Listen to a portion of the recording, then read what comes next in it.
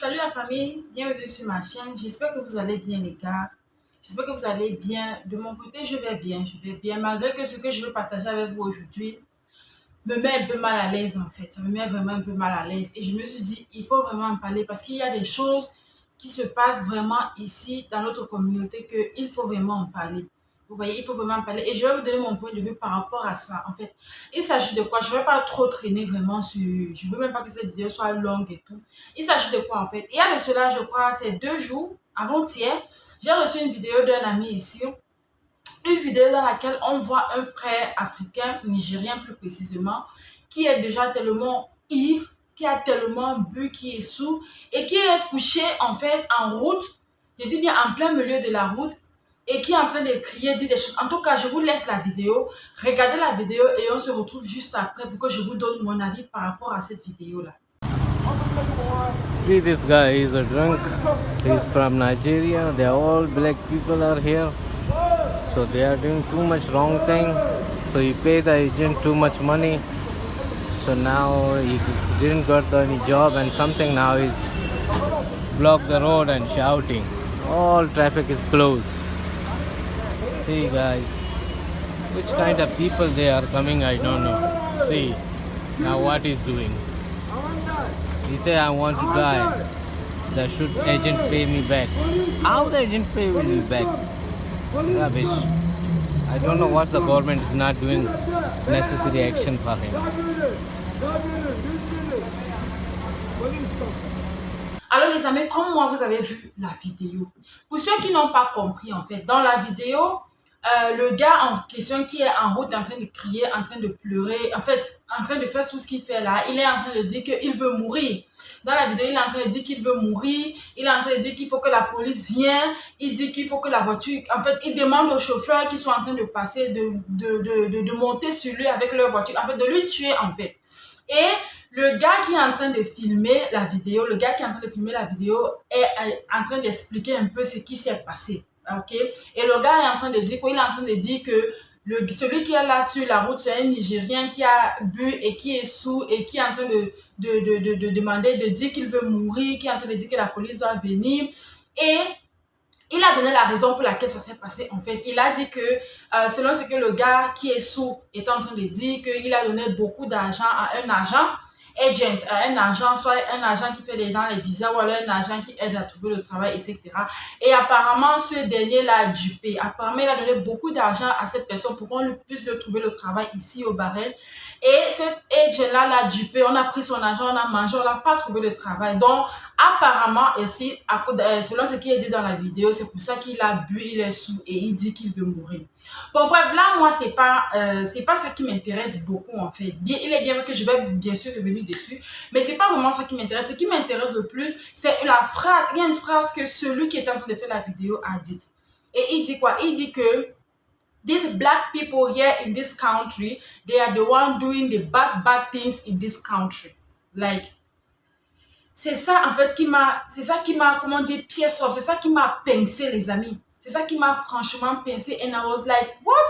Et je veux maintenant dire ce que je pense par rapport à ça, qui est quoi? Qui est que, les amis, vous devez savoir que seulement déjà la couleur de peau, c'est que Dieu nous a bénis avec. Pour moi, c'est une bénédiction. Seulement la couleur de peau, c'est que Dieu nous a bénis avec. Nous avons déjà un stigma sur nous.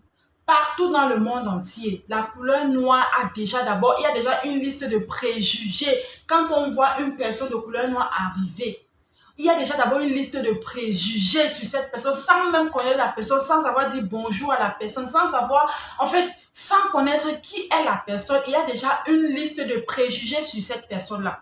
Je ne sais pas si vous comprenez. Et maintenant, quand on vient dans ces pays du Golfe, etc., il est bien vrai que le Bahreïn est, je vais dire, dans le thème social, est accueillant, est ouvert, etc. Tous je veux dire, ce qu'on pense des pays arabes, de ce qui se passe en Arabie Saoudite, de ce qui se passe à Oman, au Qatar, en Iran, dans ces autres pays-là, ici au Bahreïn, carrément, on ne retrouve pas ça. Ok, je veux dire, sur la forme, on ne retrouve pas ça parce que le Bahreïn est vraiment ouvert. Les Bahreïnis, en termes de la vie sociale, ils sont ouverts en tout cas. Ils sont ouverts, raison pour laquelle ils peuvent accueillir autant d'expatriés, d'immigrés ici sur leur territoire. Pour ceux qui me suivent depuis, vous saurez que ici au Bahreïn, la population est beaucoup plus composée des immigrants. Donc, les immigrants ont un grand pourcentage plus que les Bahreïnis eux-mêmes. Raison pour laquelle je dis que déjà d'abord, seulement pour ça, les Bahreïnais sont ouverts. Mais maintenant, lorsque nous, Africains, nous venons dans un territoire comme celui-ci, sachant déjà que nous avons ce stigma, comme j'ai dit, nous avons déjà d'abord ces préjugés, et puis nous nous retrouvons en train de nous comporter et à poser des actes pareils, les amis, franchement, c'est pour qu'à la fin, on puisse vraiment même nous respecter, ou alors nous donner notre estime de soi, ou alors nous traiter bien comme on veut, quand et comment. Je ne sais pas si vous comprenez un peu ce que je dis. Quand et comment? Parce que je vous assure qu'il n'y a pas un jour, bon, même pas qu'il n'y a pas un jour, mais récemment, bon, déjà, le Bahreïn avait fermé les portes au Nigeria. Les Nigériens n'avaient pas accès au Bahreïn pour un bon temps, en fait. Je crois que ça fait plus d'1 an que les Nigériens n'avaient pas accès. Ils ne pouvaient pas entrer ici au Bahreïn. Je dis bien plusieurs ans, plus d'1 an. Je ne sais pas quelle était la raison fondamentale. C'est vrai qu'on m'a donné des raisons. Bon, je n'aimerais pas citer ici parce que je ne suis pas sûre que c'était à cause de ça. Mais sinon, ils n'avaient pas accès au Bahreïn. Alors, il y a de cela quelques mois que le Bahreïn a réouvert ses portes au Nigeria. Donc, ce qui fait que les Nigériens peuvent et sont en train d'entrer ici au Bahreïn en masse, les amis, je vous assure, en masse. Et je vous assure que depuis un certain mois, vraiment, je veux dire, pour ceux qui vont venir peut-être pour me juger ou bien pour me dire que je ne veux pas là dire que non, non, je ne veux pas là rien dire, mais je suis juste en train de vous donner les analyses de ce qui est en train, voilà, des choses qui sont en train de se passer ici au Bahreïn, dans notre communauté africaine. Il y a de cela, il y a déjà, ça fait déjà certains mois, alors plusieurs mois, il faut que je me calme parce que vraiment, quand j'ai vu cette vidéo, I was like, what is going on? Il faut vraiment en parler. Il y a de cela certains mois, ou alors ça fait déjà plusieurs mois qu'il y a des nouvelles qui ne se font que paraître au journal, au Bahreïn News, au journal du Bahreïn par rapport aux Africains. Si ce n'est pas l'agression quelque part, ça serait par exemple une vidéo pareille, parce que c'est qui sur une vidéo pareille, les images pareilles, on va mettre ça dans Bahreïn News. Ok, qui est au journal du Bahreïn ici, ça va sortir avec des grands titres, etc., etc. Et comme je disais dans la phrase que ce gars a dit dans la vidéo là, c'est ce qui est encore bizarre parce que ça fait en sorte qu'on va maintenant généraliser tout le monde. Ça fait en sorte que la communauté noire africaine, que tu le veuilles ou pas, on va être généralisé. On va se retrouver tous dans ces mauvaises idées, dans ces mauvais préjugés, dans ces mauvaises choses que ces gens ont de nous, ou que ces gens sont en train de se faire de notre communauté. Et puis à la fin de la journée, nous serons les premiers à se plaindre.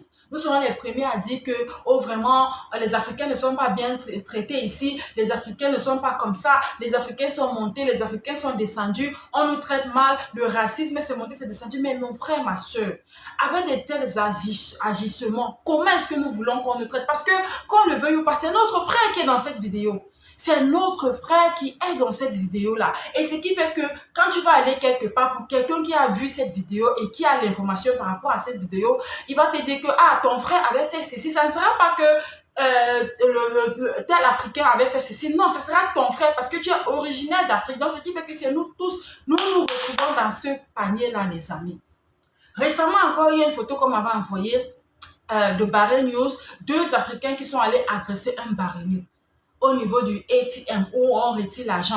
Ils sont allés l'agresser et selon ce que le Bahreïnien a dit dans son témoignage, ils ont sorti un faux fusil. Ils ont pointé ça envers ce monsieur et ce monsieur était obligé de lui donner de l'argent qu'il avait sur lui en fait. Regardez un peu des choses pareilles, les amis. Pas une, pas 2 fois, on m'a parlé, même pas qu'on m'a parlé. Moi-même, j'ai vu dans Bahreïn News des choses d'agression ici et c'est toujours les Africains qui sont impliqués. C'est toujours, je vous assure que toujours les Africains qui sont impliqués. Depuis que je suis ici, je n'ai jamais vu un truc qui va sortir au journal. On dit qu'un Pakistanais a fait ceci. On dit qu'un Bangladesh a fait ceci. On dit qu'un ressortissant des Philippines a fait ceci. Ou bien qu'un Indien a monté. Non, c'est toujours et toujours et toujours les Africains. À Manama, là-bas, il y a un coin, il y a un hôtel qu'on appelait Concorde. Et quand je suis arrivée ici, on m'avait dit que c'était la résidence des Camerounais, en fait. que c'est où la majorité des Camerounais, quand ils arrivaient sur Barrette, ils partaient vivre là-bas. Moi, je n'ai pas vécu là-bas. Mais aux dernières nouvelles, on m'a fait comprendre que la police était arrivée là-bas. Il y avait des choses malsaines qui se passaient là-bas. Il y avait des choses malsaines qui se passaient là-bas, et la drogue, et la falsification des documents, et je ne sais pas trop. Jusqu'à, on disait même que peu importe ce que tu veux ici au Bahreïn, si tu pars là-bas à Concorde, il y a un hôtel, comme j'ai dit, là-bas, maintenant qu'on appelle Concorde, que si tu pars là-bas à Concorde, les Camerounais qui sont là-bas vont te produire ce document. Peu importe le document que tu veux. La falsification des documents, la falsification des diplômes, tout ce que tu voulais, avec toutes les signatures, là-bas, on devait te produire, on devait te donner. Et l'alcool, et la prostitution, et les je ne sais pas trop quoi, ça passait là-bas. Imaginez un peu, la police était allée là-bas, ils ont chassé tout le monde. On a mis tout le monde dehors. Quand tu vas maintenant là-bas dans cet hôtel-là, il n'y a plus de dire que Camerounais, Africains, quoi que ce soit. Non, ça n'existe plus. Mais avant, c'était le cas. Mais imaginez un peu, les amis. Et encore le cas il y a un autre cas qui s'était encore passé, celui de dans une accommodation où un Africain a poignardé ses frères africains. Je ne sais pas, à la suite lui-même s'est poignardé, ou alors je ne sais pas s'il était mort ou quoi que ce soit. Mais ça s'était passé ici. Je crois que pour ceux qui suivent vraiment les informations du Paris, vous avez été au courant de cette histoire-là. L'Africain qui a, je crois que c'était un Camerounais, qui a poignardé ses frères et tout, à cause de quoi? À cause du lit. À cause du lit, du backspace. Les amis, vraiment, je suis restée comme ça, je me suis dit, mais tiens, à la limite, qu'est-ce que nous voulons? Enfin, qu'est-ce qu'on veut? Parce que nous serons les premiers à se plaindre que non, ces gens-ci ne nous traitent pas bien. Il y a la discrimination. Quand tu pars pour le travail, oh, c'est monté, c'est descendu, on ne t'accepte pas, c'est ceci, c'est cela. Mais quand il y a déjà d'abord ces préjugés qui sont conçus par rapport à nous, par rapport à notre personne dans leur cerveau. Et puis quand on arrive encore sur le territoire, au lieu de montrer l'exemple, au lieu de montrer que non, nous sommes différents de ce que vous pensez, c'est nous venons encore plutôt commettre ou alors poser des actions qui viennent plutôt amplifier ces préjugés qu'on a déjà sur nous. Mais à la limite, comment est-ce qu'on va nous traiter, les amis? À la limite, comment est-ce qu'on va nous traiter? Comment est-ce qu'on veut qu'on nous traite bien, à la limite? Je ne suis pas en train de dire que ça justifie le fait que ceux qui sont innocents subissent de l'injustice, subissent la discrimination, subissent le racisme et tout. Non, ça ne justifie pas ça. Mais à la base, quand même, ça a aussi un rôle à jouer. En tant que communauté africaine, la façon que nous nous comportons, ce que nous faisons a un rôle à jouer, a un impact à jouer sur comment est-ce que nous serons traités dans la société, les amis.